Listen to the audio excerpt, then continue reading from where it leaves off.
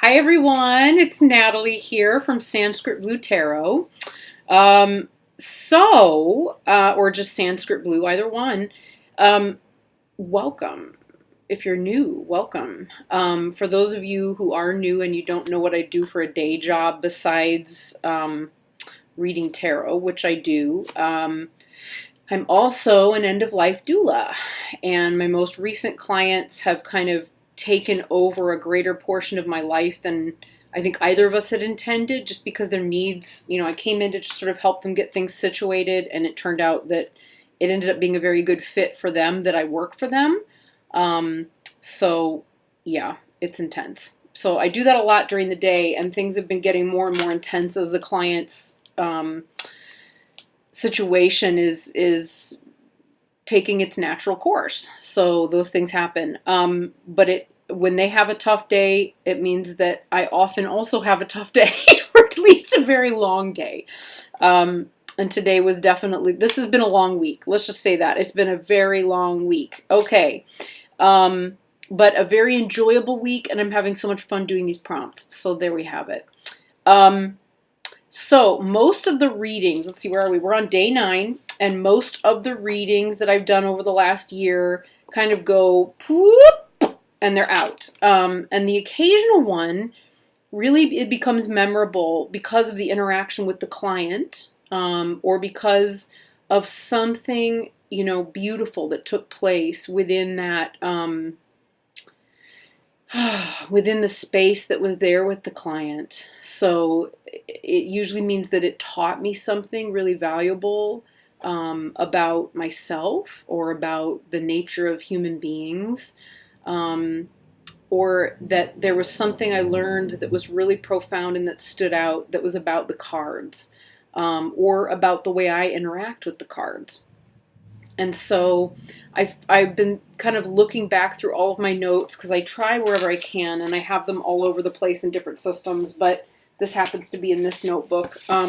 Wherever I can, I do like to record details and information about readings that really, especially the ones that I'm like, whoa, what did I just learn?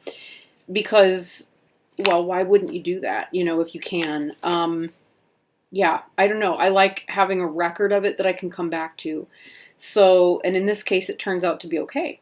So essentially, I'll walk you through the situation. So the situation was, it was a love reading, and the client, or the querent, said that she felt like the person, let's see, what did I write? That she wanted to know about this particular man.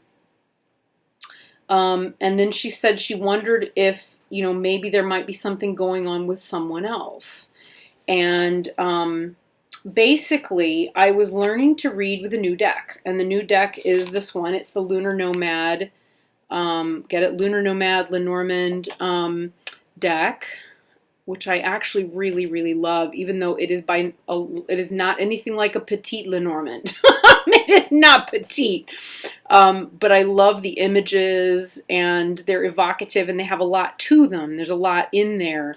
So I can actually work with those images. They do a lot for me in terms of reading with this deck. So, beyond just the straight Lenormand meanings. And I was trying to learn Lenormand.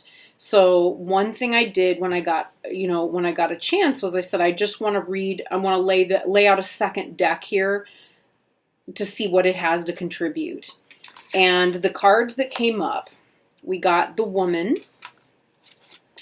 and then we got, let's see, is this in order? I want to make sure it's in order. Right, then we got the moon. Okay, and then, yes, here we are. Then we got the birds. Yeah, okay, we can kind of see it this way. Hey, okay, so what I saw, let me take it this way. We'll do it 2 at a time. So what I said was that I saw, oops, there she is. We say that this is the querent. And I could see that in her mind's eye, the head from the woman and the moon here were so close together, right? And that was telling me a lot. But then what I got to, in addition to that, was, let's see, I wrote it down The moon has the face of a person, this is what I wrote, of either gender, but the bust of a man inside of it, right? The way it sits just behind the woman's head makes it look like she's thinking of him. Okay. Then I wrote, but as we get to the birds, where do we go? Here. It's all backwards, so it's hard to see. Okay, so, but then as we go to the birds, they've flown away. There we go. They've flown away out of their cages, which look like that romantic pagoda below the moon. Right, so we have these bird cages, over here, right, in the birds card, and they do look a lot like this pagoda, which is under the moon, right? Then I wrote inside the moon of the birds card. Where is it? Here, on this side. Okay. Ta-da! There we are, okay.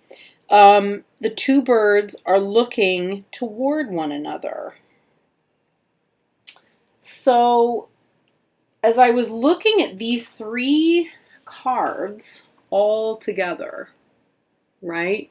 She's thinking about him, all right? And there he is. And then he is looking towards these birds. And there's a moon here and a moon here. And when I look at these birds, they've gone, outside of that romantic pagoda, and they're onto a tree branch together, and they're looking at each other. And that made me say, even though it wasn't in the other deck I was using, I stopped and I said, I don't normally say this, but, here's what I see. And I feel like you're right. This person probably is seeing someone else. She did have the kind of relationship with this person. It was just a gentle dating situation. And I said, you might want to just ask. You might want to just ask and see where things are. Because they were just chatting and talking with someone she'd known from a while back. And it turned out to be true. So, not necessarily something that you would get from the straightforward meanings in the card. So like, what's significant? Why was it memorable? It was memorable because I realized that in addition to the usual meanings that we get in cards and card decks, and I did do all of the, I memorized the meanings of the cards, at least in Rider-Waite-Smith's system. And I was definitely very familiar with the differences between, a Tarot de Marseille, Major Arcana, and, the Major Arcana as viewed through, through the Golden Dawn overlay. But I wouldn't, but I realize I'm not just reading the meanings. I can't. I just can't. Because what I'm starting, when I put cards together, I start to see a story.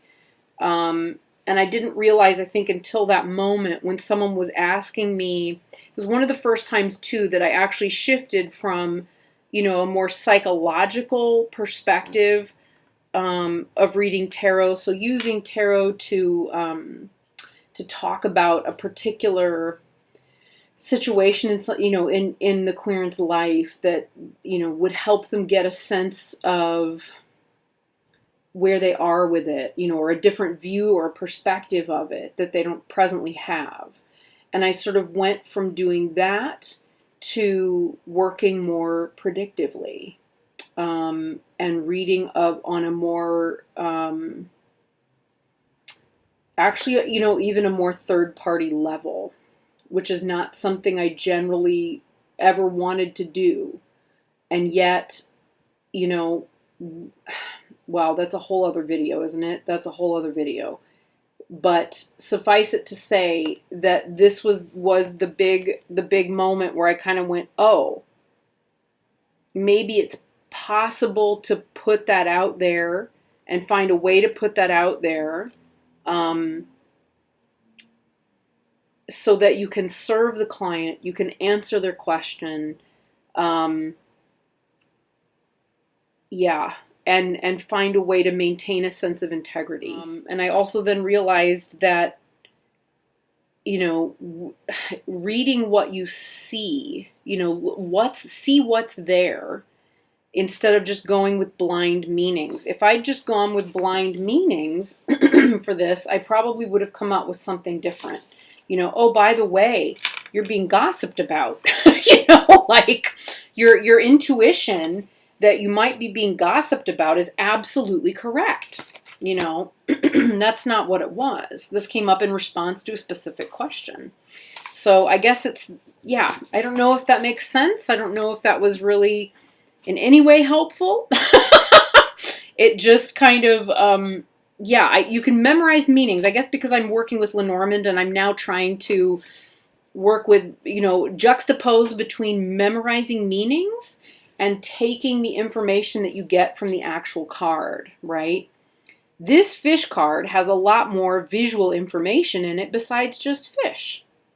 So for me, it means what fish mean in the Lenormand, and it also means other things, especially when it's juxtaposed with another image, right?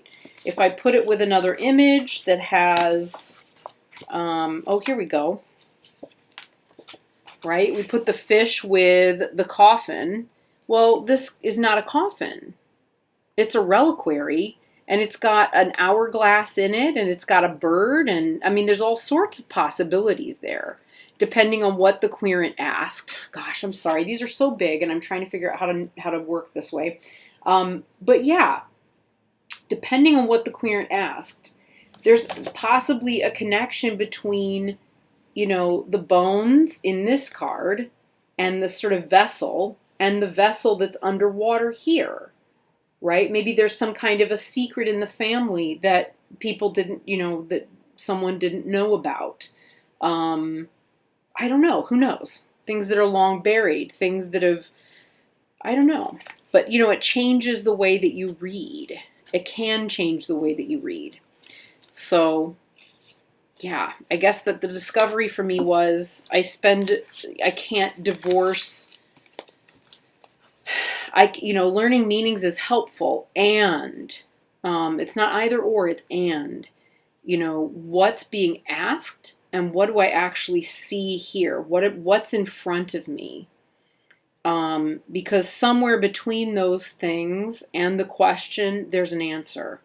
And the more relaxed that I become, and the more calm I become, the more easily those answers can come up and the possibilities arise. So that was my most memorable reading. That's it, most memorable reading of 2019. So, hey, maybe while I'm here, I'll try and knock out another video. You never know. You might see me looking exactly the same, but on another day. We'll find out. All right, guys. Have a beautiful evening or beautiful day if you're watching this the next day. And I look forward to talking to you all and watching your videos and engaging as much as I possibly can despite my insane schedule.